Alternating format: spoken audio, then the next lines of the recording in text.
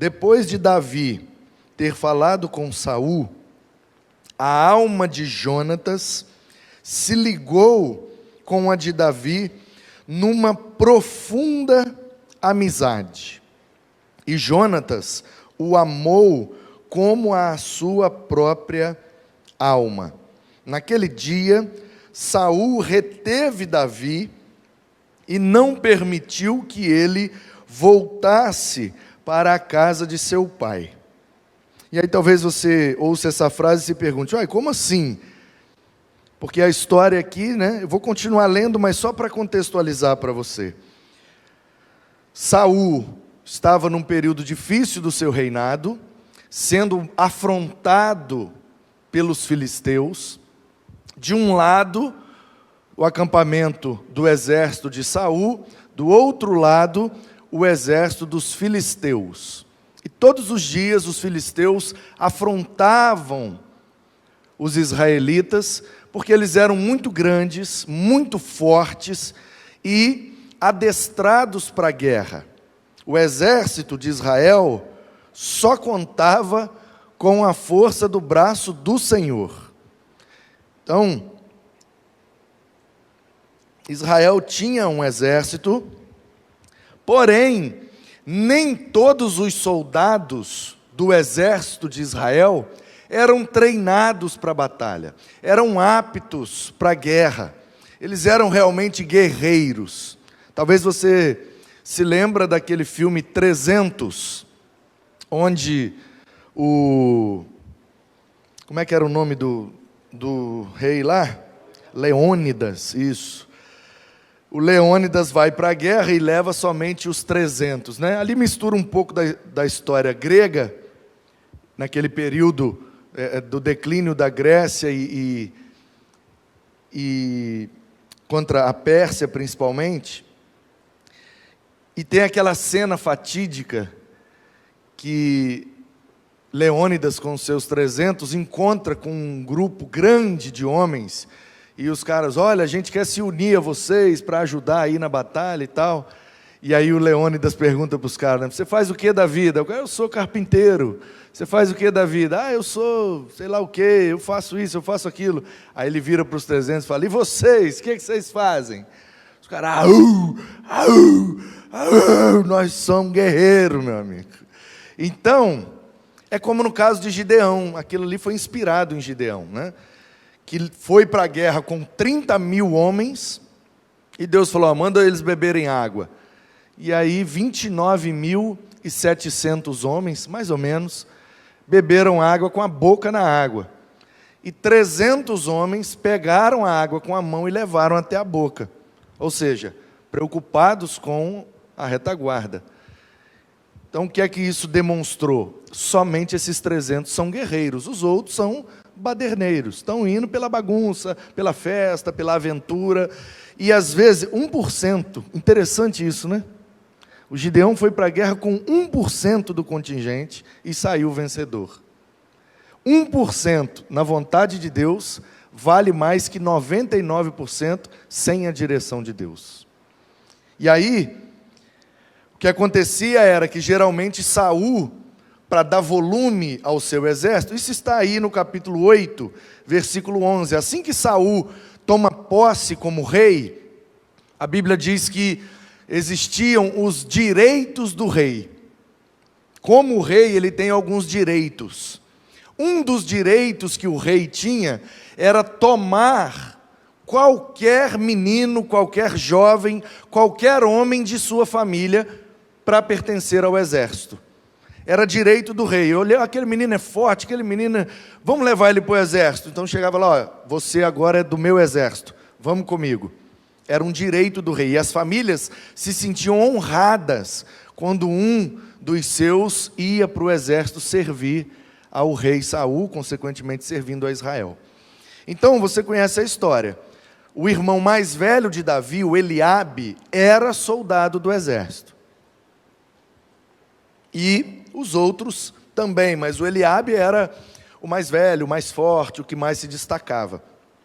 Um dia o seu Jessé pediu para o Davi, o caçula, levar um lanche para os seus irmãos lá na guerra.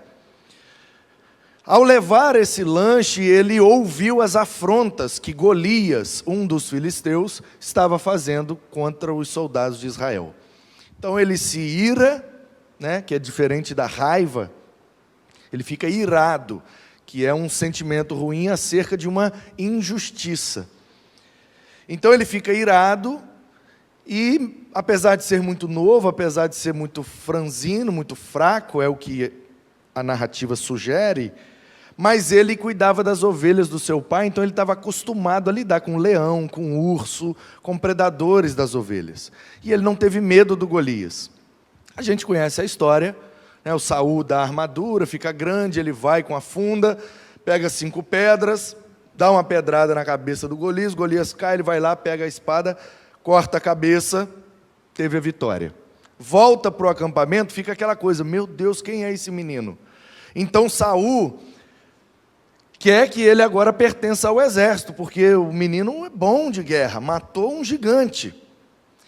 Então, o que está acontecendo aqui é, naquele dia, Saul reteve Davi e não permitiu que ele voltasse para casa. É isso que está acontecendo aqui.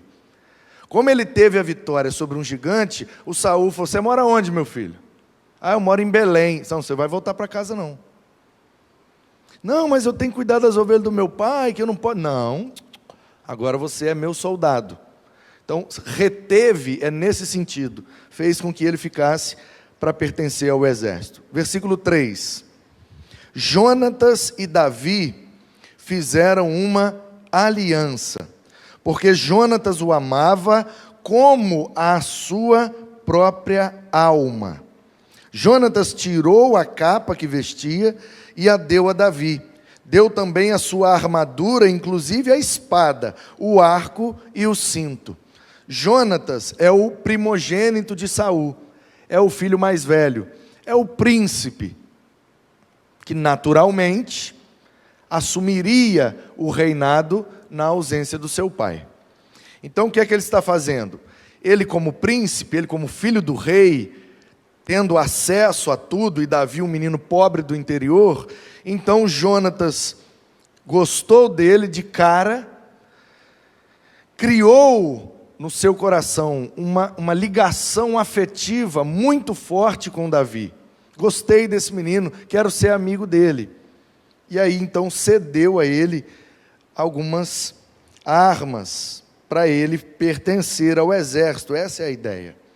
E aí Davi saía aonde quer que Saul o enviava e tinha êxito. Toda batalha que ele ia, ele vencia. E ele era benquisto de todo o povo, até dos próprios servos de Saul. E aí a história continua, e o povo vai começar a cantar aquela musiquinha, que Saul matou milhares, Davi matou 10 milhares, e isso causa uma inveja, um ciúme no coração de Saul, que começa a persegui-lo, e aí vem toda a saga, e Jonatas honra essa aliança, ajuda Davi, e me parece que o Jonatas já sabia, de certa forma, que ele não seria o novo rei de Israel, que seria Davi.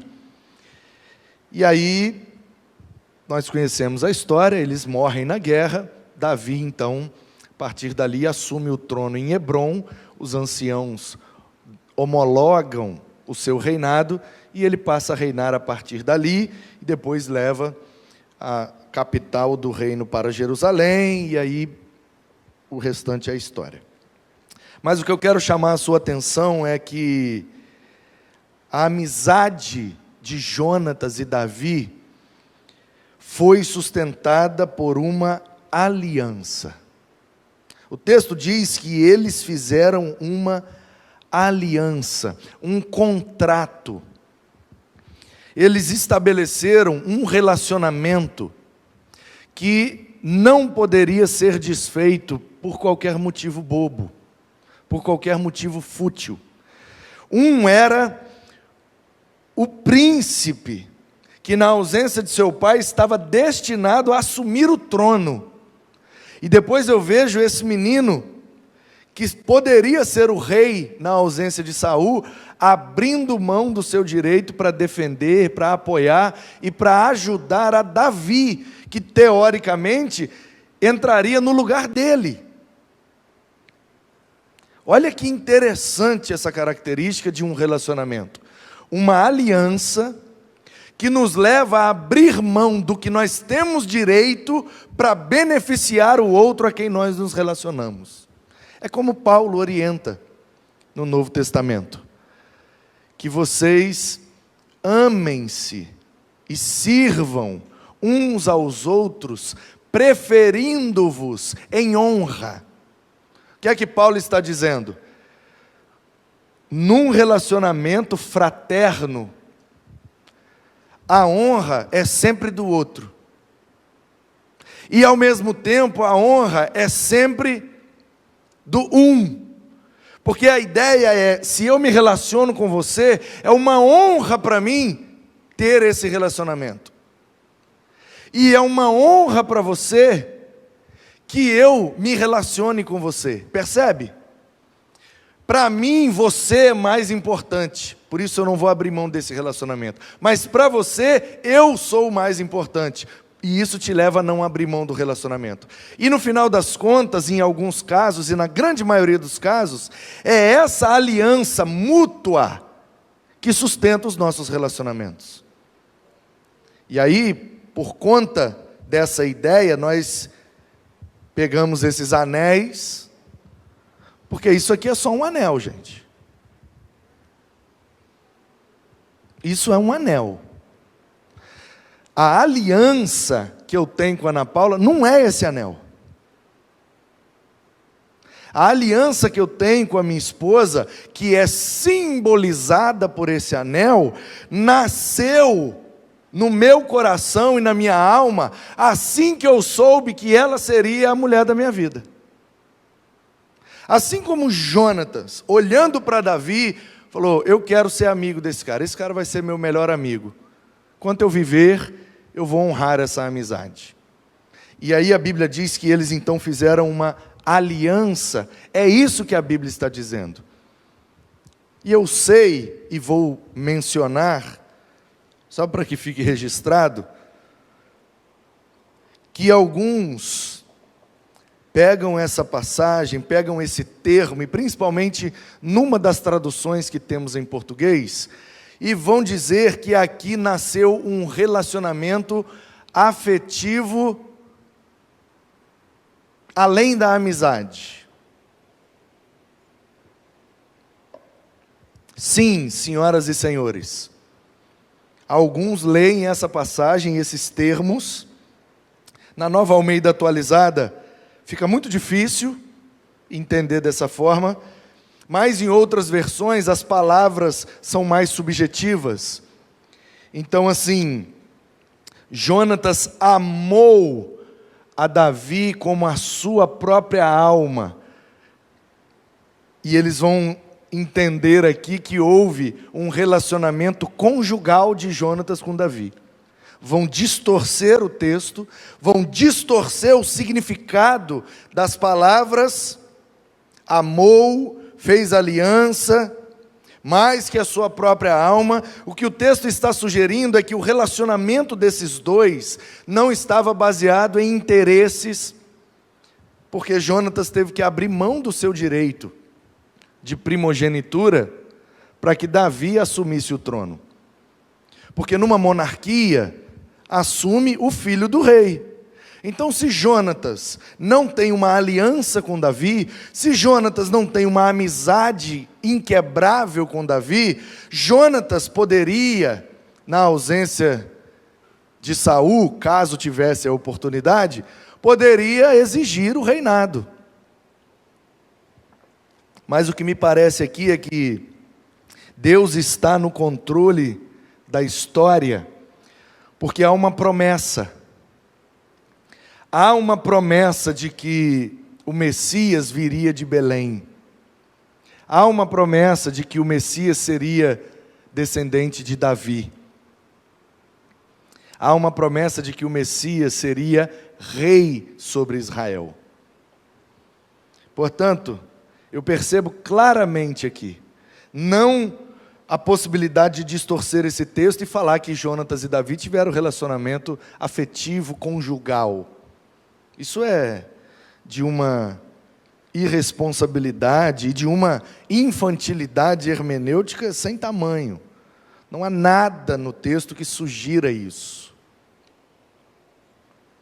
Conquanto alguns façam essa distorção para apoiar suas ideias completamente antibíblicas.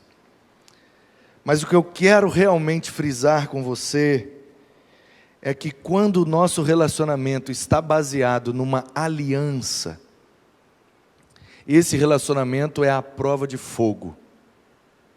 Esse relacionamento não se destrói por qualquer bobagem. Eu me lembro uma vez, um casal recém-casado, a moça me ligou e disse: pastor, vem aqui porque o negócio aqui está feio, eu vou acabar matando esse homem. Falei: misericórdia. E aí eu cheguei lá, eles estavam brigando,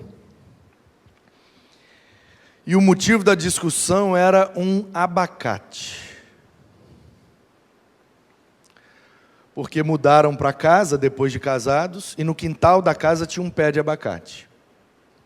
E a menina foi criada com muito carinho, como uma princesa do papai, e na casa da avó dela tinha um pé de abacate. Todo ano, na época do abacate, o pai subia no pé, pegava o abacate, e abria e botava açúcar, e botava ela no colo e dava a ela o abacate com açúcar, e aquilo marcou a afetividade dela. Quando ela viu o pé de abacate, ela pediu ao então ainda seu noivo: você promete, quando a gente vier morar aqui, quando tiver abacate, você pega para mim, e eu amo abacate.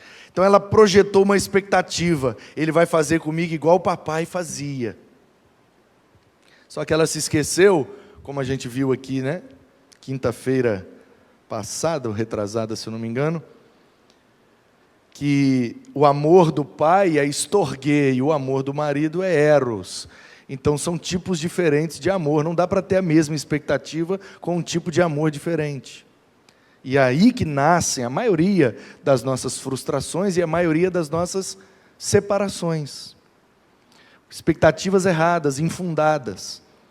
Então ela projetou essa expectativa: ele vai fazer comigo igual o papai fazia. E os abacates nasceram, os abacates ficaram maduros e os abacates caíram no chão. E quando ela se deu conta de que não tinha mais nenhum abacate no pé, ela então surtou para cima do marido, que não entendia nada, e ele olhava para mim, tadinho, com a cara de cordeiro sendo imolado, e ele falava: mas eu falei com ela que eu vou lá na feira e compro 10 abacates se ela quiser.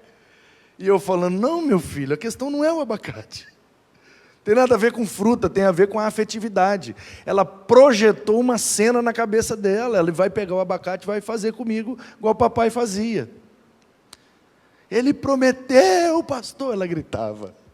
Ele prometeu que ia me dar um abacate. Ela tudo podre, tudo no chão. Cadê meu abacate? Percebe? Ela deu uma importância àquela situação, uma importância exacerbada demais. E eles estavam prestes a se divorciarem, com menos de 1 ano de casado, e no fundo, seria por causa de um abacate. E aí eu te pergunto: que relacionamento é esse? Que aliança é essa? Que afetividade é essa que pode ser perdida por causa de um abacate? E talvez você pense: nossa, que doideira, mas cada um de nós tem o nosso abacate também. Coisas que nós priorizamos tanto, que a gente está disposto a perder o relacionamento, para não perder aquela prioridade. E o que o texto está nos sugerindo é que a aliança não é esse tipo de relacionamento. Quando um relacionamento está fundamentado, baseado, quando a aliança é a base de um relacionamento, a aliança vale muito mais do que os abacates, do que milhares de pés de abacates.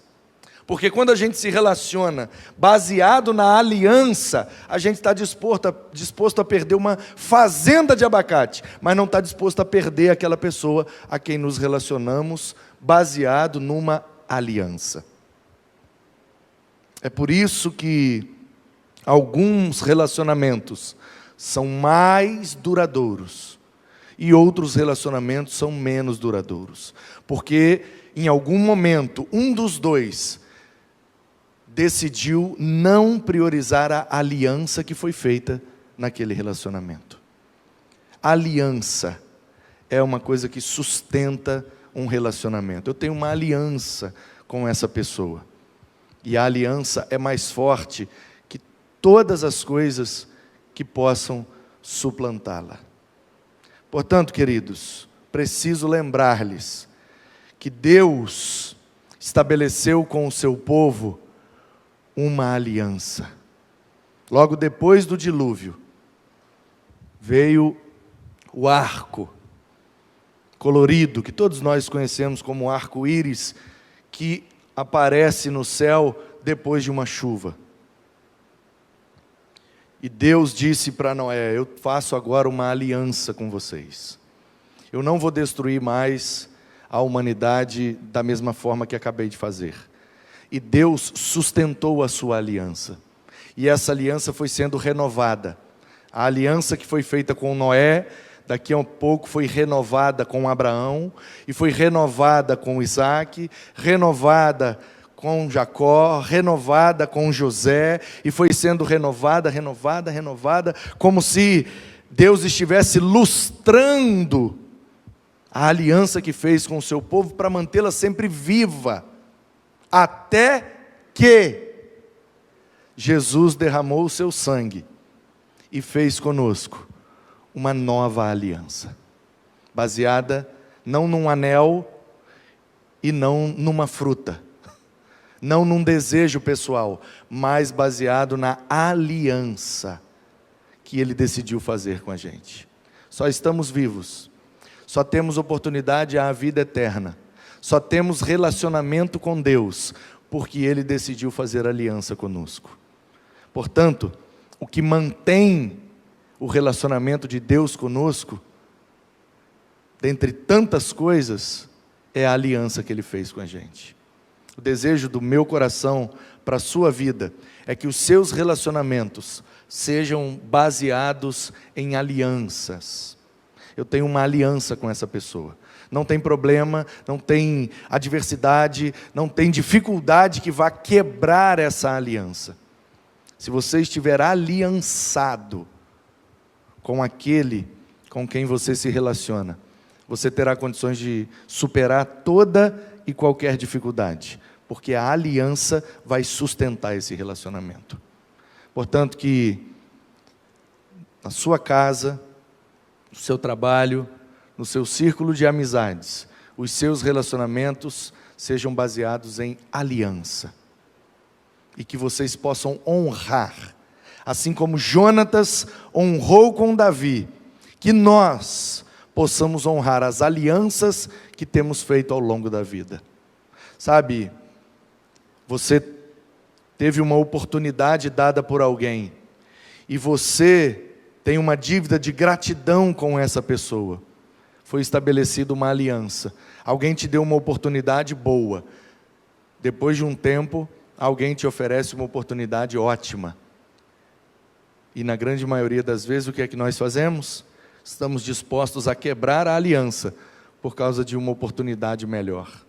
E às vezes o que parece melhor pode ser exatamente a armadilha onde os nossos relacionamentos serão destruídos. Que tomemos todo o cuidado necessário para não romper, não manchar, não quebrar as alianças que temos feito para manter os nossos relacionamentos. Que você possa orar por isso. Que você tenha de Deus a força necessária e a motivação correta para manter o seu relacionamento baseado na aliança que você fez. E quanto mais tempo dura, mais forte fica a aliança. e que a nossa aliança, como irmãos em Cristo, como igreja de Jesus, como povo de Deus, possa ser mantida. Assim como Jonatas manteve com Davi, que nós possamos manter essa aliança uns com os outros, para que unidos por esta aliança, superemos toda e qualquer dificuldade.